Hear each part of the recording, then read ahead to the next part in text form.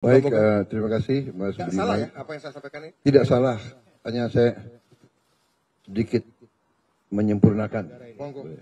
Terakhir saya bertemu Pak Prabowo di Menhan, ya di kantor Menhan. Waktu itu berbicara tentang teknologi pertahanan.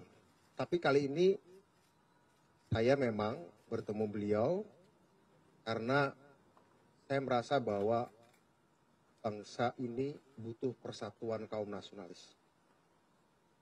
Butuh saling mendukung.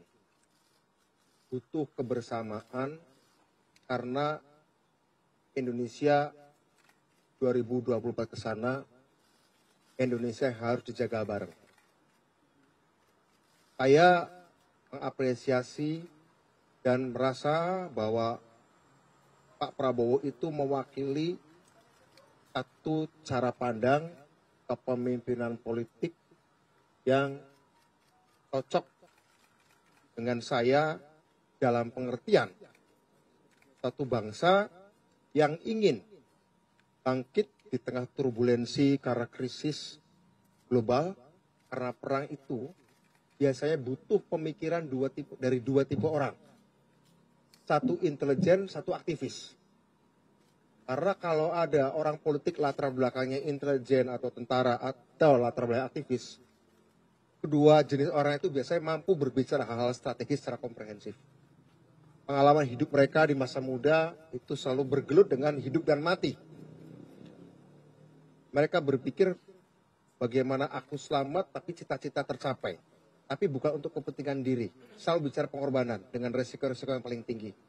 Nah ketika kami kemudian, saya mantan aktivis, Pak Prabowo mantan tentara elit gitu ya. Kita pernah berhadapan Pak ya. Kita dulu pernah. ya.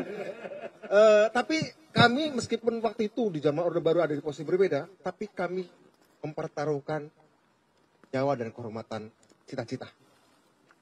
Ketika sekarang sudah demokrasi, ketika sekarang situasi sudah lebih baik bagi bangsa ini untuk saling dewasa membicarakan perbedaan-perbedaan, maka kita mengenang masa lalu sebagai masa lalu dan masa depan bukan untuk kami berdua tapi untuk bangsa. Karena itu saya mengapresiasi, saya mengajak Pak Prabowo, ayo jalan terus, mudah-mudahan kita memberikan dukungan agar orang-orang terbaik bangsa ini seperti Pak Prabowo tidak terus diganduli masa lalu, ya.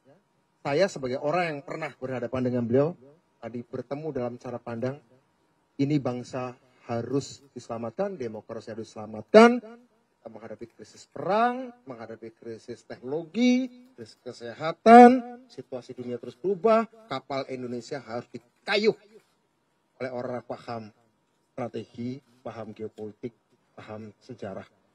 Karena Indonesia adalah kapal besar, bukan panggung entertainment saja. Saya kira itu ya Pak Prabowo. Baik, terima kasih Mas Budiman. Tidak salah ya apa yang saya sampaikan ini? Tidak salah, hanya saya sedikit menyempurnakan. Monggo. Siap. Kita memang pernah berhadapan, ya. Tapi yang membedakan kita, yang membuat kita berhadapan dulu suatu keadaan.